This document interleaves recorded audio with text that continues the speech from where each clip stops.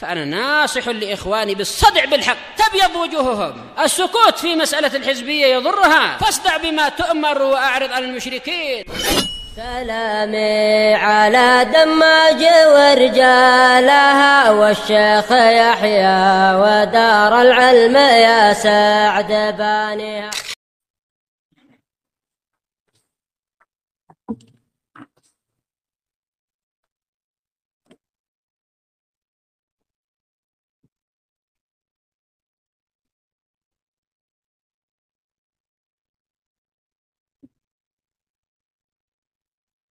Bismillahirrahmanirrahim. Alhamdulillah.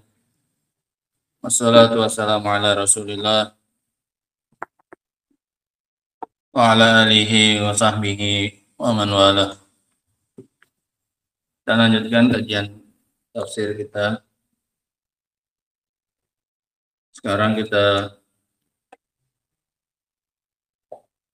baca keterangan dari Syekh Abdurrahman bin Nasir As-Sa'di rahimahullahu ta'ala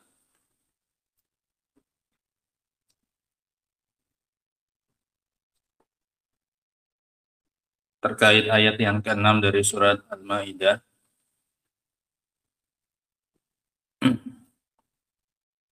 Telah kita sebutkan kemarin makna ayat ini secara umum. Sekarang kita baca faedah yang akan disebutkan oleh Syekh Abdurrahman As-Sa'di rahimahullah. Qala rahimahullahu ta'ala, hadhihi ayatun azimah. Ini adalah ayat yang agung. Qad ishtamalat ala ahkamin katsirah. Yang mencakup banyak hukum. Ishtamalat ala ahkamin katsirah, yang mencakup banyak hukum. Nadhkuru minha ma yassarahu Allahu wa sahhala. Kami akan menyebutkan di antaranya apa yang dimudahkan oleh Allah Subhanahu wa ta'ala. Yassarah, sahhala, sama. Yasir, sahal, ini artinya sama. Artinya mudah. Apa yang Allah mudahkan. Ahaduha, yang pertama adalah anna hadhil madhkurat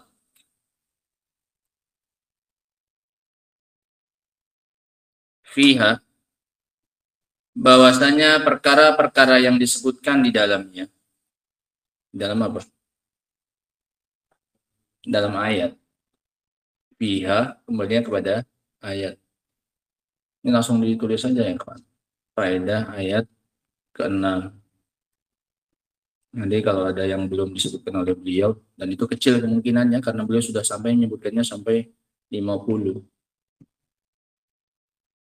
Bahwasanya perkara-perkara yang disebutkan di dalam ayat ini, imtithaluha wal amalu biha min lawazimil iman. Melaksanakannya dan mengamalkannya adalah termasuk dari konsekuensi keimanan, tuntutan keimanan. Mengamalkan dan melaksanakan apa yang disebutkan oleh Allah dalam ayat ini adalah tuntutan dari keimanan, namanya lawazim. Konsekuensi, tuntutan. Kalau kamu ngaku beriman, konsekuensinya kamu melakukan apa yang Allah sebutkan di dalam ayat ini. Allati la yatimu illa bihi, yang tidak sempurna keimanan kecuali dengannya, kecuali dengan melaksanakan apa yang Allah sebutkan dalam ayat ini, baru sempurna keimanan. Kenapa? Li'annahu saddaraha biqauli ya ayyuhalladzina amanu, karena Allah mengawalinya, saddara, mengawalinya dengan firman-Nya ya ayyuhalladzina amanu. Berarti perkara yang setelahnya adalah tuntutan dan konsekuensi dari keimanan. Wahai orang-orang yang beriman, kalau kalian mau sholat, maka cucilah wajah kalian. Berarti ini tuntutan, konsekuensi dari keimanan. Karena yang dipanggil dalam ayat ini adalah orang-orang yang beriman. Kalau kalian memang betul punya iman, maka wudhu kalau mau sholat. Ila akhiriha, sampai akhir ayatnya. Makna ayat ini jadinya, ya ayyuhalladzina amanu, wahai orang-orang yang beriman, i'malu bimuqtada imanikum. Dan ini berlaku untuk semua yang Allah katakan ya ayyuhalladzina amanu. Tidak hanya untuk ayat ini saja. Ini berlaku untuk semua ya ayyuhalladzina amanu. Berarti yang setelahnya adalah tuntutan dan keharusan dari iman. Ya ayyuhalladzina amanu, wahai orang yang beriman, i'malu bimuqtada imanikum bima syara'nahu lakum. Lakukanlah tuntutan dan konsekuensi dari keimanan kalian dengan apa yang telah kami syariatkan untuk kalian. Bentuk kejujuran iman kalian adalah kalian lakukan apa yang kami syariatkan kepada kalian. Kalau memang kalian itu jujur imannya. Ini berlaku untuk semua ya ayyuhalladzina amanu. Tidak hanya untuk ini saja. Setiap kali, makanya kata Ibnu Mas'ud, setiap kali Allah bilang ya ayyuhalladzina amanu, siap-siap untuk mendengarkan yang setelahnya. Bisa jadi amrun, fayum tatal, bisa jadi selain itu pasti perintah, maka laksanakan, atau larangan, maka tinggalkan. Yang penting kalau Allah sudah manggil ya ayyuhalladzina amanu, siap-siap untuk mendengarkan apanya? Lanjutannya. Ini pasti perkara penting. Pasti terkait dengan iman. Mafhum ya? Ini kata Ibnu Mas'ud. Kalau udah dengar Allah bilang ya ayyuhalladzina amanu, siap-siap untuk mendengarkan lanjutan. Pasti penting itu setelahnya. Kalau enggak akan mungkin Allah pakai awalannya ya ayyuhalladzina amanu. Mafhum ilahuna? Nah. Yang kedua, asani. Al-amru bil qiyami bis shalah, perintah untuk menegakkan salat. Ya ayyuhalladzina amanu idza qumtum ila shalah. Liqaulihi idza qumtum ila shalah. Jika kalian ingin melaksanakan salat. Sehingga ini perintah secara tidak langsung untuk salat. Enggak mungkin kamu bisa berwudu kalau kamu enggak apa? Mau salat. Kan sudah kita bahas kemarin, baru ada kewajiban wudu ketika ingin sholat. Sehingga perintah untuk wudhu ini juga perintah untuk apa? Sholat. Nah, idza qumtum ila sholat. Atsalis, yang ketiga. Al-amru bin niyati lis sholat. Perintah untuk berniat ingin sholat. Perintah untuk berniat untuk sholat. Harus ada niatnya. Nggak sah kalau nggak pakai niat. Ini diambil dari ayat ini juga. Kenapa? Liqaulihi, karena Allah mengatakan dalam ayat ini, idza qumtum ila shalah, jika kalian melaksanakan ila shalah, ada apanya? Ila, menunjukkan menuju ke sana. Ada qasoda. Ada perbuatan yang sengaja mengarah ke sholat. Makanya pakai apa? Ila. Menunjukkan sholat itu diapain? Dituju, berarti ada apa? Ada niat. Ini luar biasa. Hanya dari ilah saja ternyata ini maknanya untuk apa ini? Niat. Nah. Biqasdiha wa niyatiha. Salat dengan menuju ke sana dan meniatkannya. Memang sengaja. Ilah sholat. Kamu berdiri untuk. Berarti ada tujuan. Ada niat. Ya, ilah kan untuk menunjukkan apa? Yang dituju ya, minal masjid ilal bait atau minal baiti ilal masjid, menunjukkan yang setelah ilah itu sesuatu yang dituju. Nah, idza qumtum ila shalah, berarti kalian memang sengaja menuju apa? Ke salat tersebut. Berarti ada apa? Niat. Ar-rabi, yang keempat. Ishtiratut thaharah li sihhatis shalah. Disyaratkannya bersuci untuk sahnya sholat.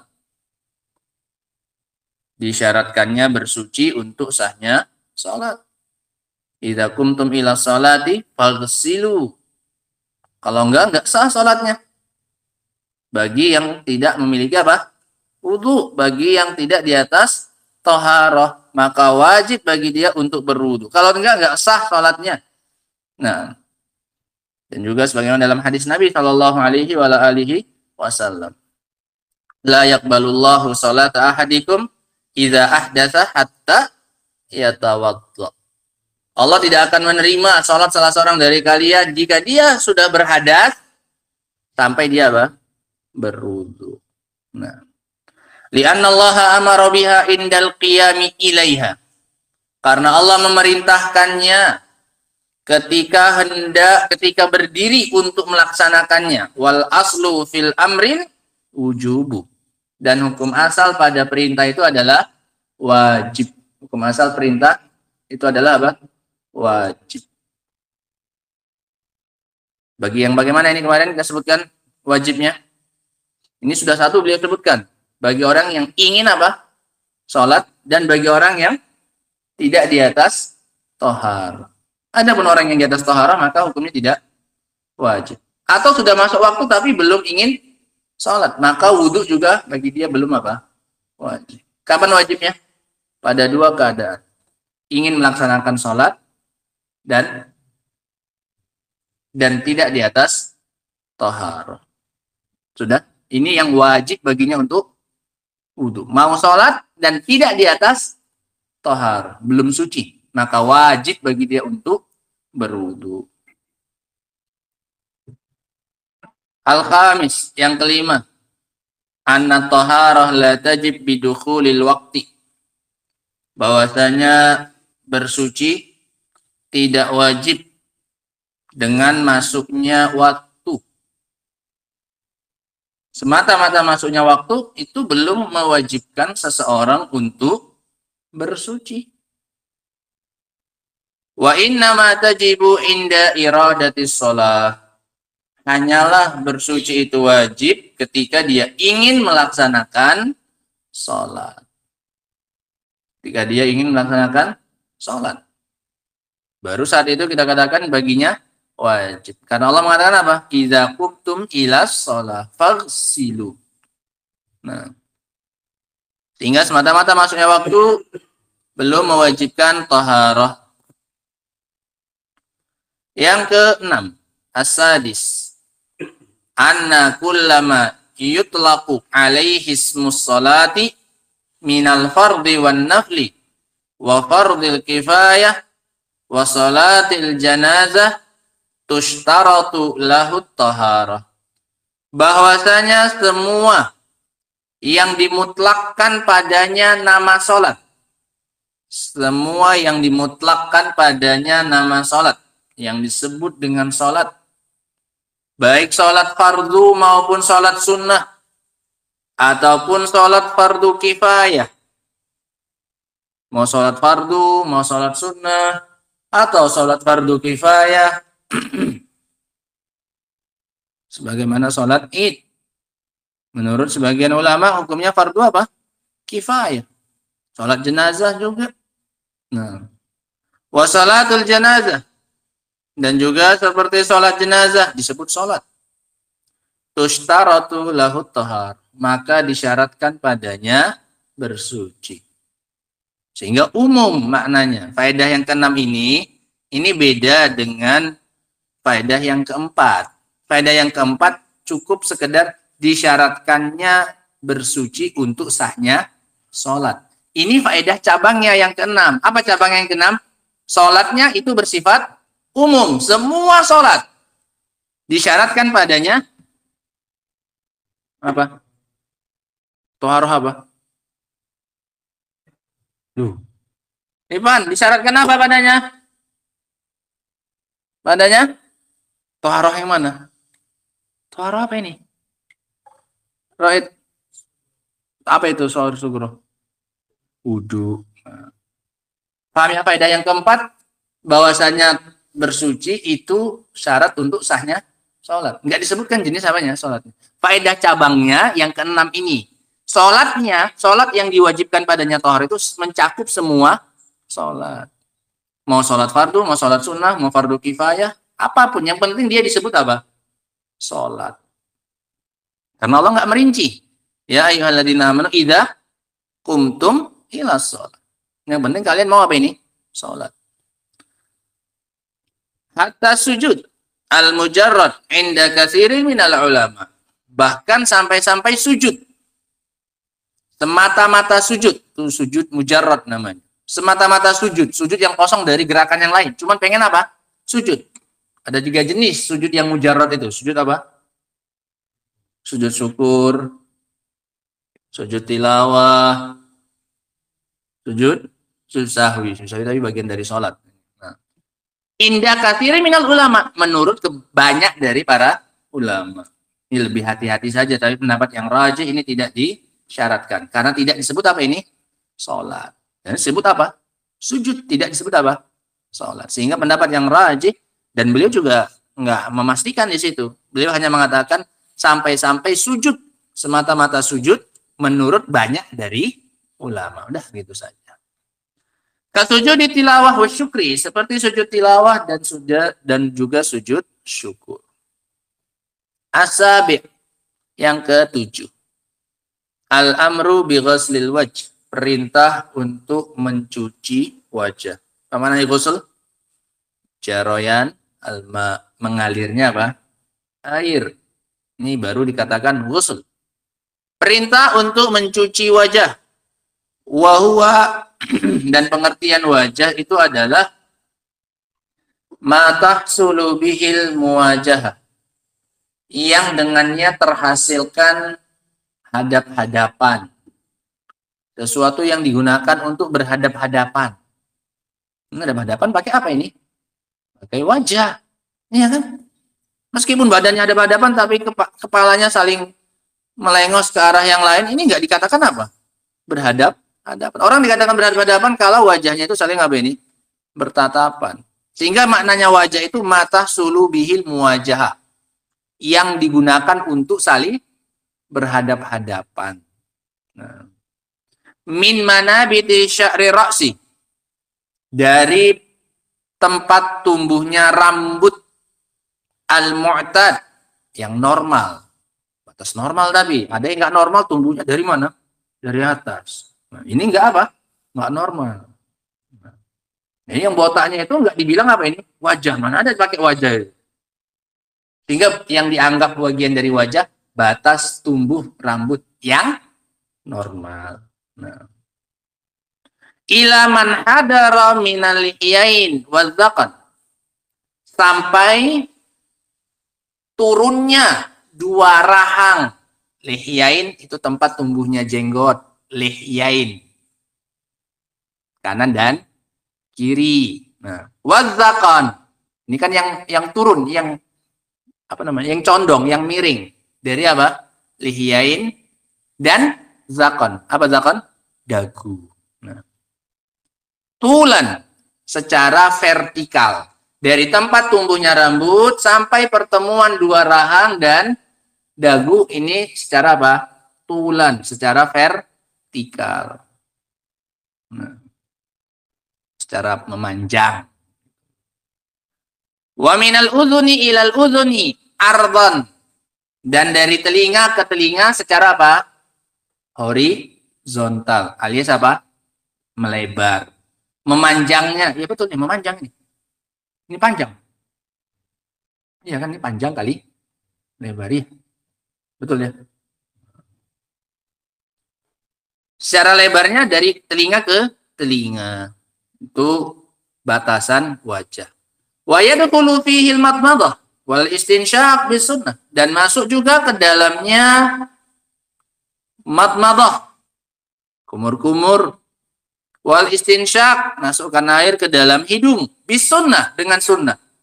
Dijelaskan oleh Rasul, sehingga ini menunjukkan dia bagian dari wajah, hidung dan mulut.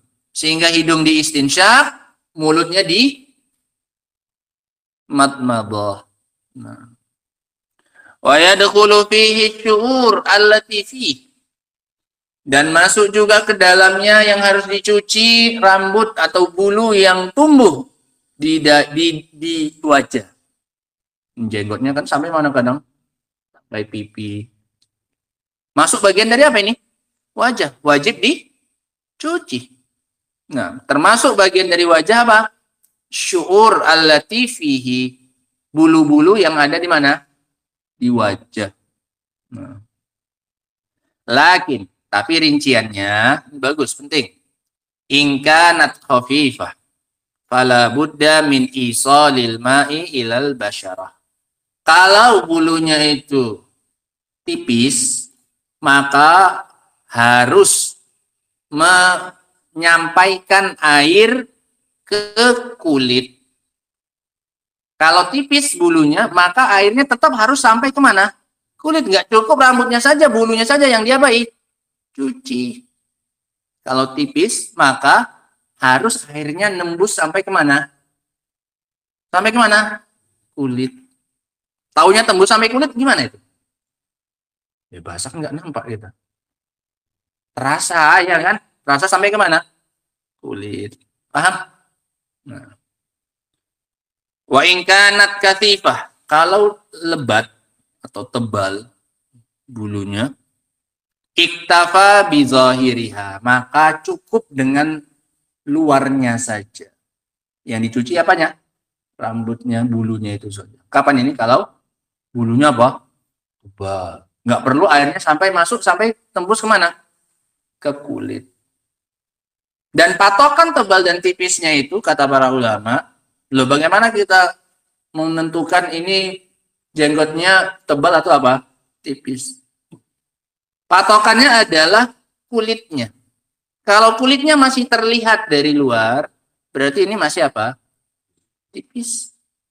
Kalau kulitnya nggak terlihat lagi dari luar, berarti jenggotnya apa ini bulunya? Tebal. Mafhum? Nah, ini kan jenggot-jenggotnya nih. Masih kelihatan nggak ininya dagunya? Masih, berarti masih apa? Tipis. Kalau udah nggak nampak lagi, cuma hitam tok. Berarti apa ini? Tebal. Maka nggak harus disampaikan air kemana? Ke kulit. Cukup apanya? Zohirnya saja. Sudah? Mafhum rinciannya ya? Ini bagus ini faedah yang ke-7 ini. Lengkap sudah. Mana yang harus dicuci ketika penyebutan apa ini? Wajah. Secara panjang, secara lebar, masuk ke dalamnya apa? Hidung dan apa? Mulut. Masuk juga ke dalamnya apa ini? Bulu atau jenggot yang ada di wajah. Nah, kemudian rinciannya sebagai berikut tadi yang beliau sebutkan. At-tamin, yang ke-8. Al-amru bi ghaslil yadain. Perintah untuk mencuci kedua tangan. Wa anna haddahuma ilal mirfaqain, dan bahwasanya batasannya adalah sampai siku. Batasan tangan yang mau dicuci sampai siku. Wa ila, dan kata ila, wa aidiyakum ilal marafiq. Dan kalimat ila, kama qala jumhurul mufassirin, bimakna ma'a.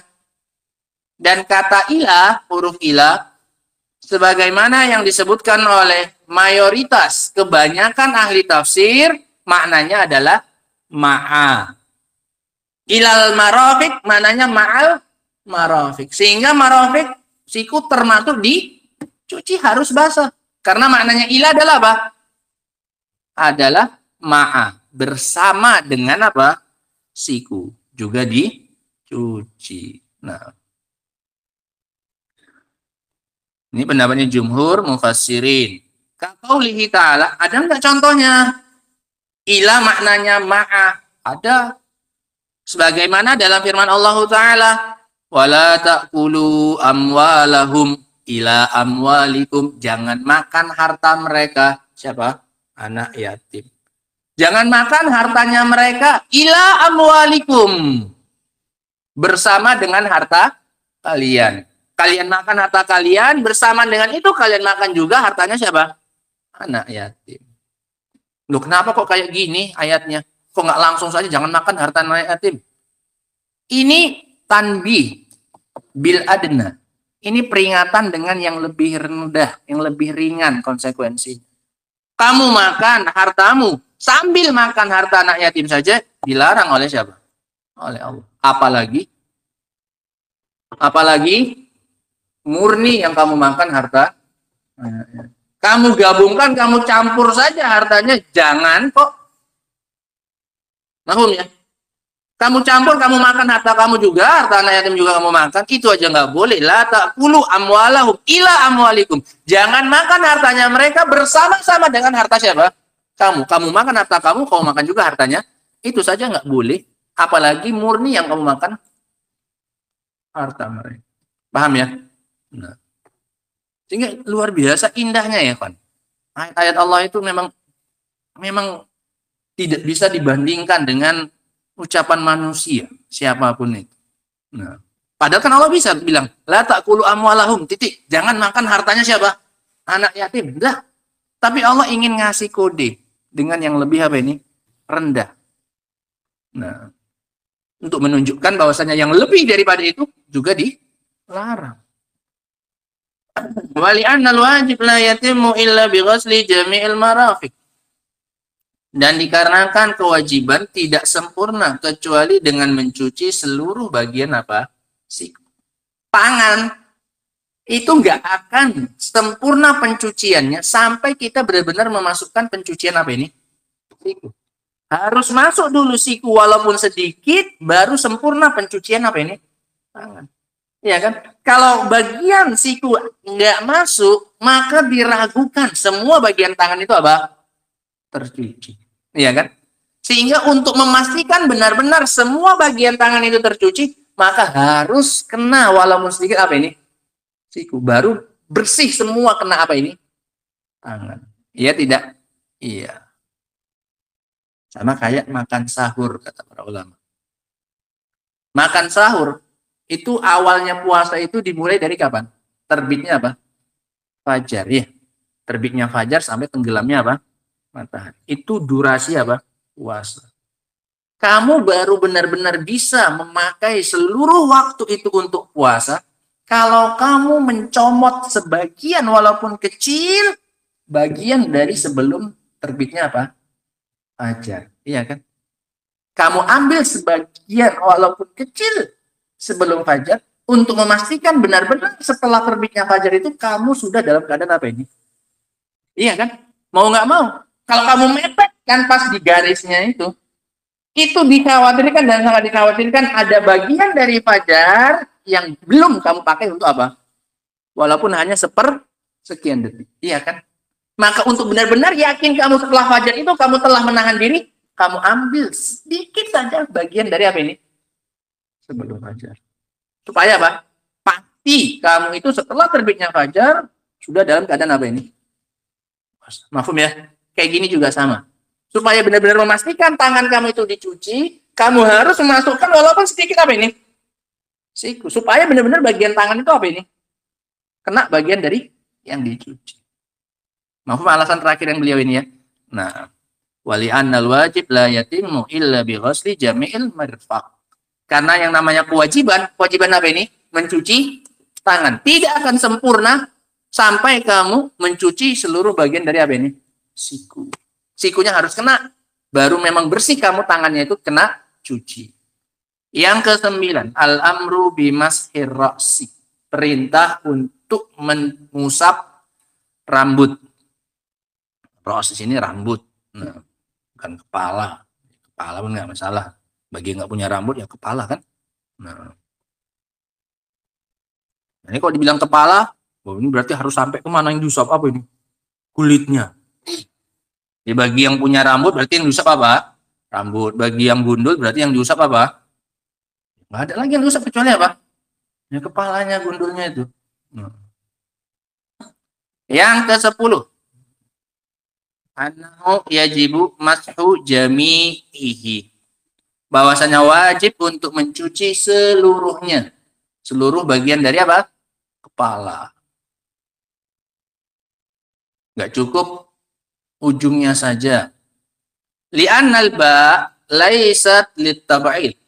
Karena baknya bukan untuk apa? Tab'il. Apa tab'il? Ba'd.